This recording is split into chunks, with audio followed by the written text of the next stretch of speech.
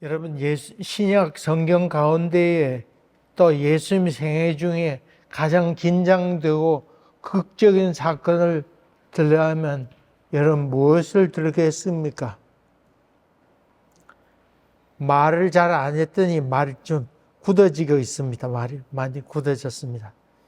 여러분, 예수님께서 하신 산산수훈의 말씀도 참 기가 막히죠. 또 십자가 사건도 있고 또 재판받는 사건도 있고 또 가르침 가운데는 누가복음 15장 탕자의 이야기 또 기다리는 아버지 이야기 참 기가 막히게 나오지요.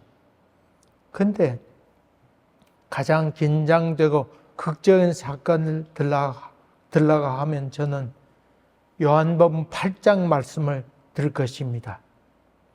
요한복음 8장 얘기해야 여러분 뭐 압니까? 무슨 일이었어요, 거기? 가늠하다가 붙들어온 여인의 얘기가 나오죠. 엄청난 사건입니다. 바리새인과 여러 사람 서기관과 바리새인들이 여인을 데려와서 이 여자가 있는데 가늠하다가 현장에서 붙들어 왔나이다. 어찌하겠나이까? 선생이 어찌하겠나이까? 율법에는 돌로 치라고 하였는데 선생은 어떻게 말하리까? 심판에 줄 것을 요청하고 있습니다. 살려주라고 하면 십계명을 어기는 것이 되고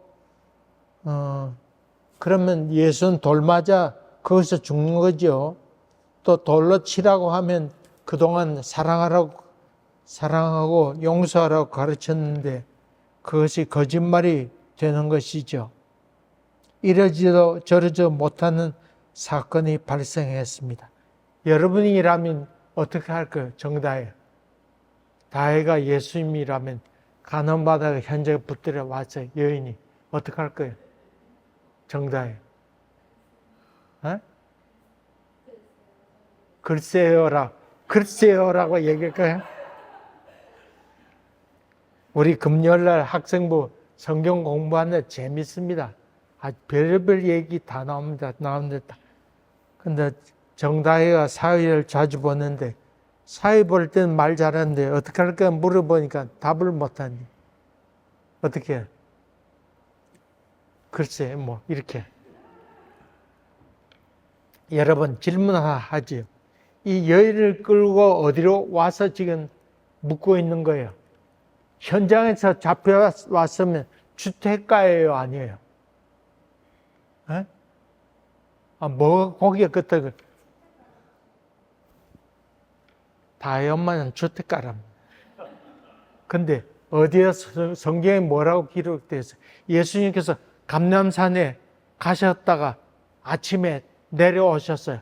어디로? 성전으로 오셨어요. 오셨는데 거기 이 여인을 끌어왔어요. 그래서 어디서 발생한 사건이에요? 지금 얘기했잖아요. 성전에서 발생한 사건이에요. 그 주택가에서 현장에서 잡혀온 사람을 끌고 와가지고 어디까지 왔단 말이에요? 성전까지 왔어요.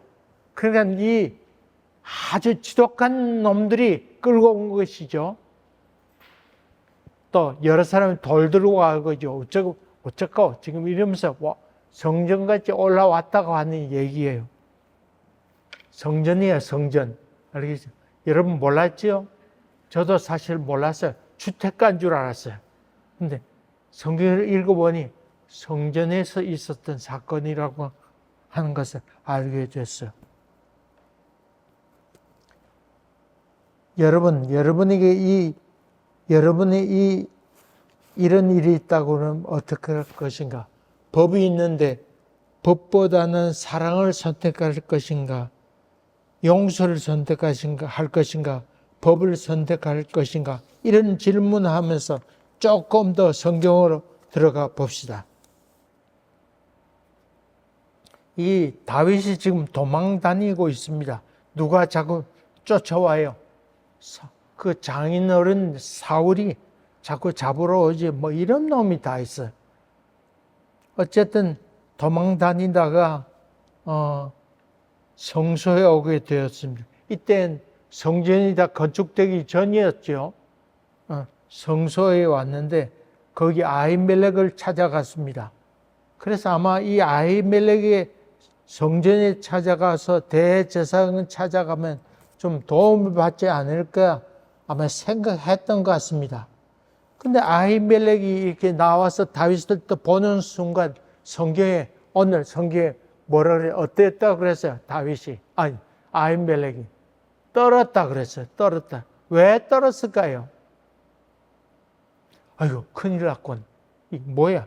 물론 사울의 사위였으니까 그렇겠죠.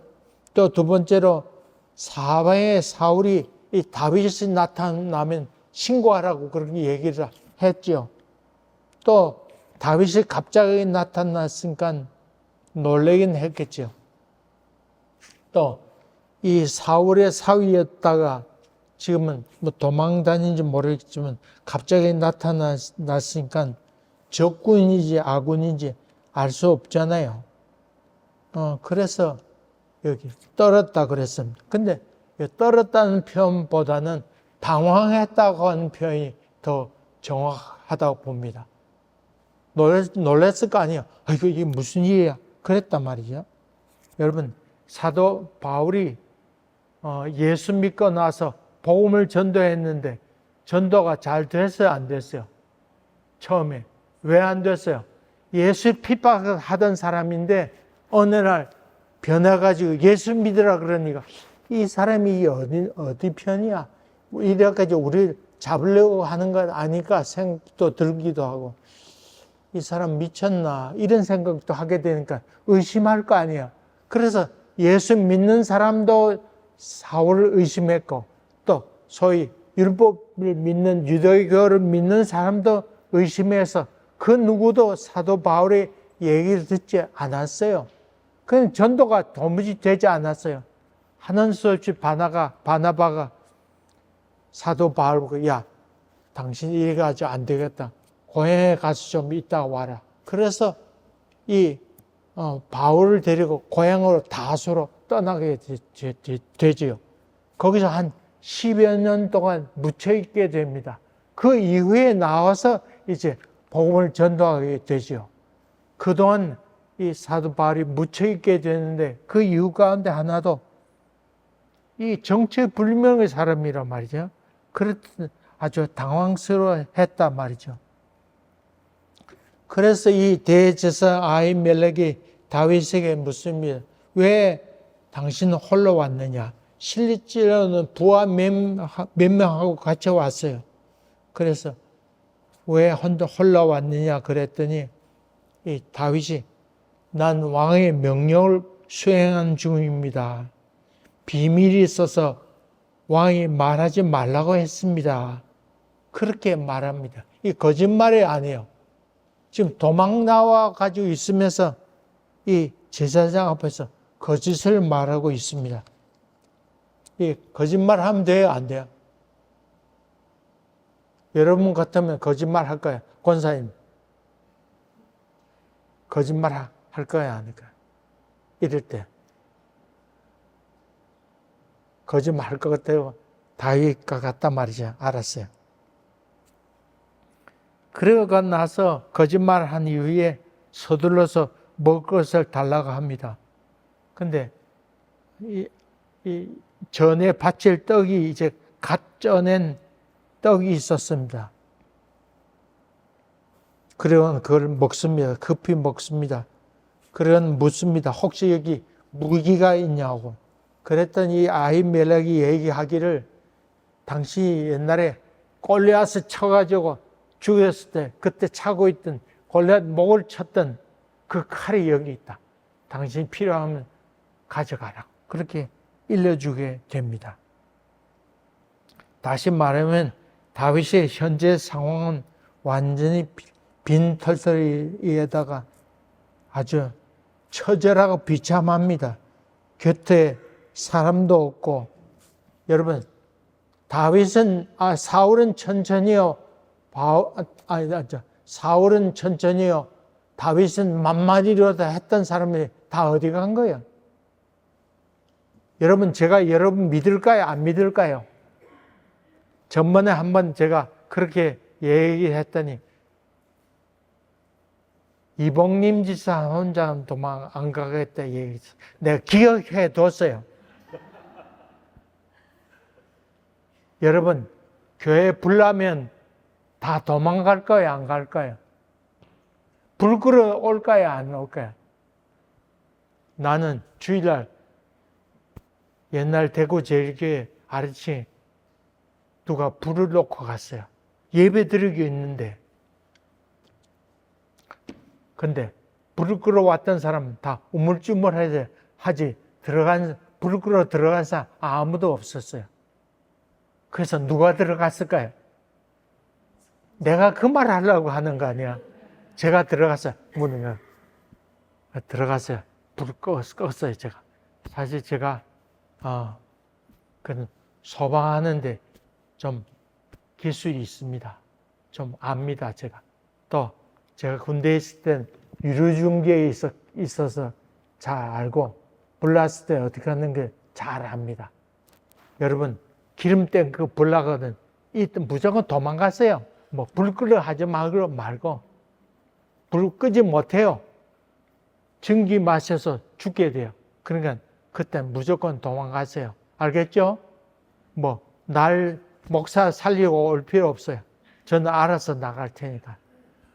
근데 불이 기름이 붙었을 때는 날라고 벌겋게 달궈졌잖아요. 근데 기름 보이가 타게 될 때는 불 끌려가면 안 돼요. 물 뿌려도 안 되고 소방 포말 소화기 갖고 와도 되지 않아요. 이게 앞으로 산소를 공급 막아가지고 불이 꺼지는 거지만 벌겋게 단 쇠 때문에 기름이 막 끓잖아요. 그런 증기가 막 올라가요. 그럼 퍽 하면서 불이 또 확 붙어요. 그러니까 꺼지지 않아요. 알겠지요? 무조건 도망가세요. 뭐 예배 중에 도망간 얘기하고 참 어쨌든 이렇게 참. 근데 참 사울을 천천히요, 다윗은 만만히로 했던 사람 다 도망가고 없습니다. 그 주변에는 다윗을 고발할 사람들만 가득했습니다. 아마 사울이 현상금을 준다고 했던 것 같습니다. 또 다윗은 장군이었지만 그가 무기를 갖고 있어야 갖고 있지 않아요. 무기도 지금 갖고 있지 않습니다. 칼이 있어야 자기를 보호할 거 아니에요. 그 보호 능력도 없고 무엇보다 먹을 것조차 없어서 무엇이나 내 손에 주소서 그렇게 다급하게 얘기하고 있습니다. 여기 대제사장 아히멜렉은 하나님의 전에 바칠 거룩한 떡을 가지고 와서 먹으라고 합니다. 이 거룩한 떡은 아무나 먹을 수 있어? 없어요? 없지요. 어떻게 할게? 오늘 찬양자 서게 된 김현미 씨 한번 얘기해 보세요. 제사장이만 이라면 떡 줄 거예요? 안 줄 거예요? 다윗이 와서 먹을 거 달라고 그러면 줄 거예요? 안 줄 거예요? 준다고요? 할머니 얘기해 보세요. 줄 거예요? 안 줄 거예요? 예? 배고픈 데는 줘야 되겠다. 은혜롭고 자비로웠습니다. 여러분, 법 중에 아주 엄격한 법이 있는데 그건 성전에 있는 제사장 법입니다. 여러분, 창세기, 출애굽기, 레위기, 민수기, 신명기, 모세 뭐예요? 오경이라고 부르죠. 창세기, 출애굽기, 레위기, 그 다음에 민수기, 신명기, 이 5개 법전 가운데 유대인이 제일 중요하게 여기는 책이 무슨 책이라 그랬죠? 제가 옛날에 가르쳐 줬었어요. 뭐라고? 레위기. 왜? 레위기 맞아요. 왜? 누구를 만나는 일이에요? 하나님 만나는 법이 있기 때문에 레위기가 제일 중요한 책이에요. 그래서 그 법이 까다롭게 제사 드리는 법정이 많이 있습니다. 성경을 창세기부터 읽어오는 사람은 레위기 읽으면서 지겨워서 건너뛰지 대부분. 근데 제일 중요한 책이긴 합니다.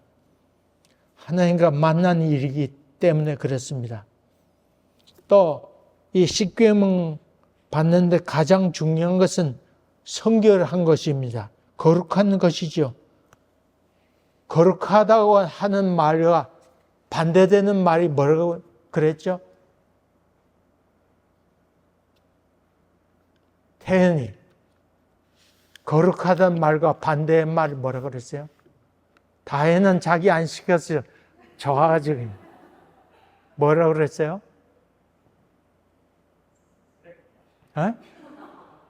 뭐라고 그랬어요? 맞아. 쓰레기란 말이에요. 이 기억해 두세요. 거룩한 말과 반대가 뭐라고? 쓰레기. 너희는 거룩하라 그러는데 그렇지 않으면 뭐라고? 쓰레기 같은 놈이라 그래야지. 태연이 잘했어요. 근데 이게 쓰레기라는 게 욕이 될까 봐 다 험한 말이었는데 그렇게 답하던. 근데 거룩하다는 말과 반대는 말 쓰레기. 여러분 쓰레기처럼 살 거예요? 거룩하게 살 거예요? 답해 보세요. 거룩하게 살 거죠. 어쨌든 성결하게 사는데 이 성결하게 산다는 말이 무엇이냐면 구별해서 산다는 것이죠. 구별해서 산다고 하는 말인데 일반 사람들이 먹을 수 있지만은 일반 사람들은 먹지 못하게 하고 거룩한 떡은 오직 구별해서 대제사장만 먹는 것이었습니다. 근데 그래서 조심해서 제사장의 법도를 지켜가면서 빵도 굽고 그것을 이제 나중에 자기가 먹게 되죠. 근데 이 아히멜렉에게 다윗이 와서 만나서 당황스러워하면서 다윗에게 떡을 달라고 요구할 때 사모님 그냥 준다고 해요? 배고프면 줘야지. 그런 거룩한 거 아니잖아요. 함부로 준단 말이에요. 이민의 집사 얘기해 보세요. 아주 아는 듯이 고개 끄덕였어요. 어떡할게요? 아히멜렉도 당황스러웠을 거 아니에요. 자기에게 임의로 줄 수 있어 없어요? 줄 수 없잖아요. 안 주면 죽이겠다 협박하면 모르겠지만은 자기가 선뜻 줄 수 없잖아요. 성경 오늘 봉독한 말씀 다음에 22장에 보게 되면 사울에게 이들이 대제사장에 잡혀가게 됩니다.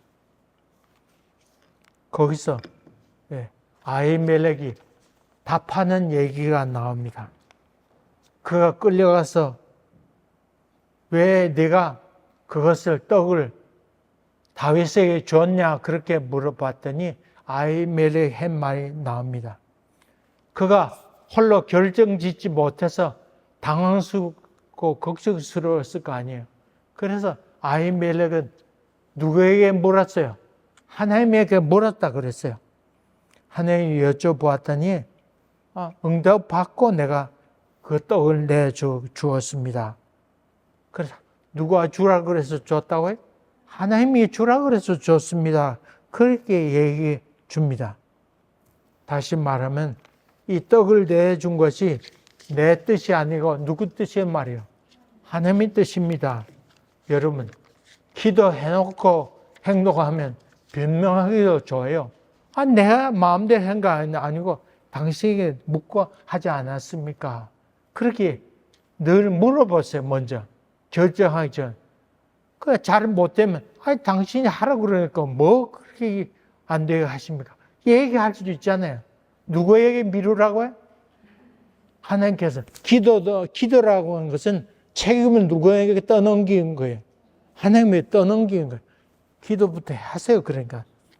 그래서 결정하기 어려울 때는 하나님께 먼저 물어보세요. 뭐 미련 두지 말고 물어보세요. 근데 여기서 한 가지 또 중요한 것이 있는데 그것은 불가피성입니다. 아담과 이브가 죄를 짓게 되는데 에덴손 동산에서 쫓겨나게 되잖아요. 여러분, 하나님은 사랑의 하나님이 아니에요. 사랑의 하나님인데 에덴 동산에서 아담과 이브가 쫓겨나게 되잖아요. 그러면 사랑과 은혜의 하나님이 아니에요. 아니잖아요. 그럼 하나님께서 왜 그를 에덴 동산에 나가게 했을까? 여기에 대해서 여러분 기억할 게 있어요.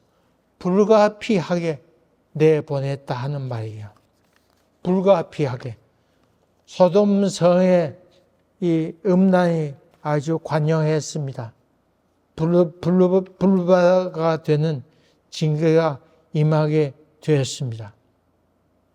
이때 하나님께서 불로 심판하신 것은 피치 못해서 심판했다고 하는 것을 기억하세요.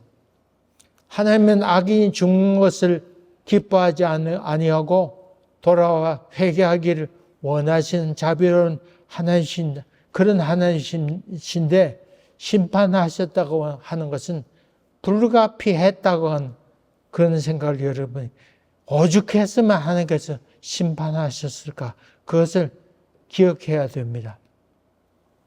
이 말은 죄를 지으면 아무리 해도 된다 그런 말이 아니고 죄를 지어도 된다고 하는 죄의 관용이 아닙니다. 어쩔 수 없이 했다고 하는 것을 이해해야 됩니다. 죄를 지어서 좋다고 하는 허락이 아니요.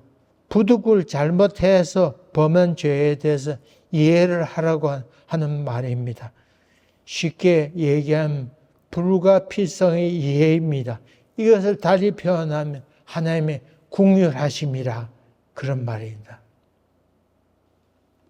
오늘 아까 찬양도 그렇고 기도도 그렇고 우리 하나님 앞에 설 수 없는 죄인입니다만은 그럼에도 불구하고 하나님께서 우리를 그 앞에 세워주셨다고 하는 것 얼마나 감사한 일입니까?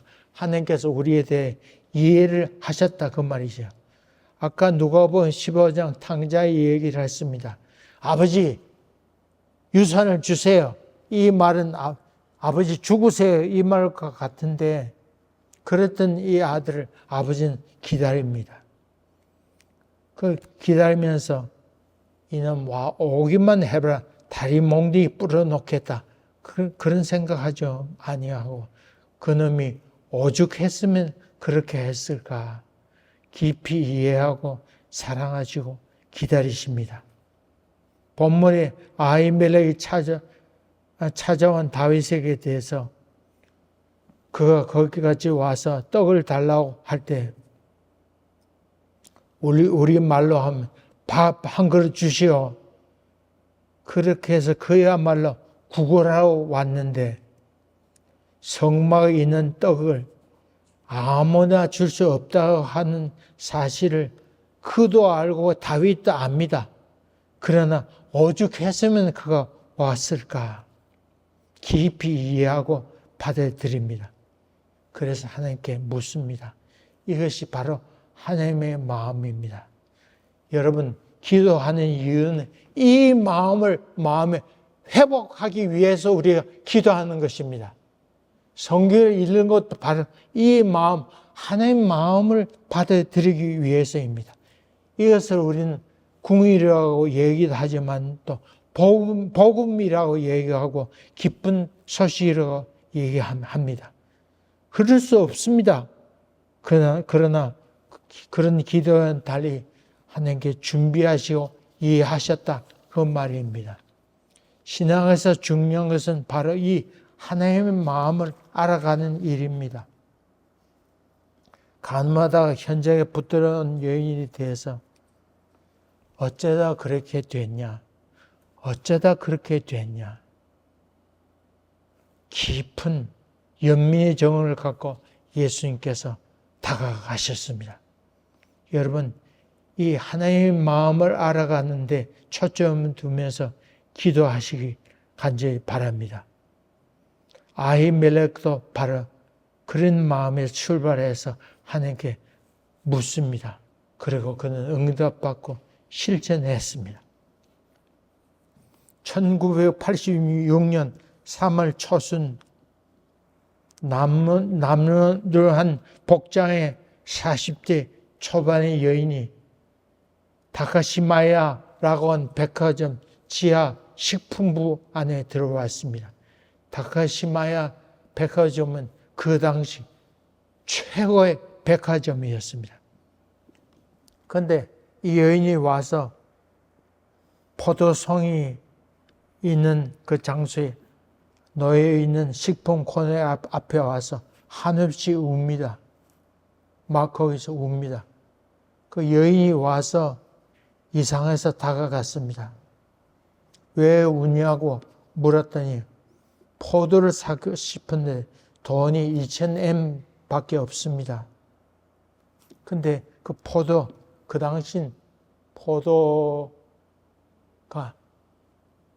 냉장고가 없었으니까 지금처럼 싸지 않았어요. 두 송이 2만 엔이었어요. 2만 엔. 근데 왜 우냐고 더 물을 수 없, 이 직원이 고민하다가 다른 데 가서 식품에 가서 가위를 가져와서 한 가지를 조금 잘라 가져 2,000엔 정도에 해당하는 것을 잘라 주게 됩니다. 고민을 물어볼 수 없었습니다. 차마 이유를 물어볼 수 없었습니다. 여러분, 이 직원은 이 2,000엔만큼 잘라서 팔면 상품이 돼요, 안 돼요? 상품이 가치가 없어서 못 팔잖아요. 그것을 알면서도 이 여인은 잘라주게 됩니다. 1986년 5월 14일, 2달 후에 일본 마이니치 신문에 한 투고가 들어왔습니다. 우리에게 신만큼이나 큰 용기를 준 다카시마야 식품품 여조에게 감사를 드립니다. 내가 치료하던 11살 난 여자아이는 비록 죽었지만 마제오 소인인 포도를 먹었습니다. 백혈병으로 회생할 여지는 없었습니다. 마지막 포도를 먹고 싶었는데 그 아이의 소원을 들은 엄마는 들어줄 수가 없었습니다. 이 죽어가는 딸의 소원을 들어주기 위해 100번을 뛰어다녔지만은 3월에 냉장시설이 없는데 포도는 없었습니다. 마지막 그가 돌아다니라 최근에 이 최고의 백화점 아카시마 백화점에서 포도를 발견했습니다. 그러나 돈이 없어서 그 앞에서 하염없이 울었습니다. 잘라서 팔면 상품 가치가 없었습니다만 그러나 그 직원은 과감히 잘라서 팔았습니다. 나는 이 애를 치료했던 의사입니다. 그래서 이 사실을 편지에 신문에 보내게 되었습니다. 이 이후로 명성이 더 최고가 되고 그래서 로즈 클럽이라고 하는 것이 탄생이 되었습니다. 최고의 목표는 친절입니다. 이 창업주였던 이다 신치라고 하는 사람은 손님을 빈부로 따라 차별하지 말아라. 빈부에 따라 차별하지 말아라. 이런 마음으로 직원들을 가르쳤습니다. 다카시마야 백화점 한번 가보고 싶습니다.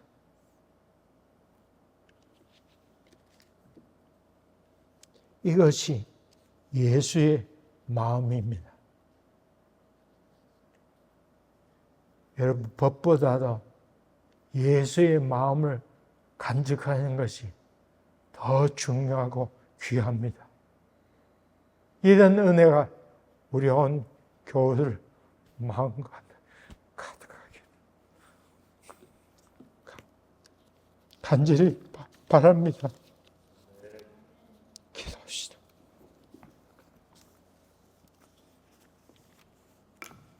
주님, 우리 법보다는 예수의 마음, 하나님의 마음을 간직하는 예수쟁이들이 될 수 있도록 은혜 베풀어 주시옵소서.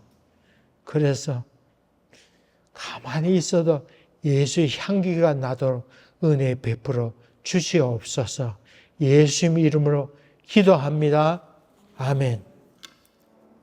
이제는 우리를 위하여 자신을 내어주신 우리 주 예수 그리스도의 은혜와 우리를 사랑하셔서 이 땅에 귀한 아들을 보내시고 오늘도 귀한 사랑으로 우리를 품어주시는 아버지 하나님의 귀한 사랑하심과 성령님의 감화, 감동, 역사하심이 오늘도 함께 예비하고 세상으로 예수의 마음을 품고 나아가기를 다짐하는 우리 성도들 한 사람 한 사람들 머리머리 위에, 저들의 가정과 사랑하는 조국과 이곳 캐나다 위에 지금부터 영원토록 함께 하옵시기를 간절히 축원하옵나이다. 아멘.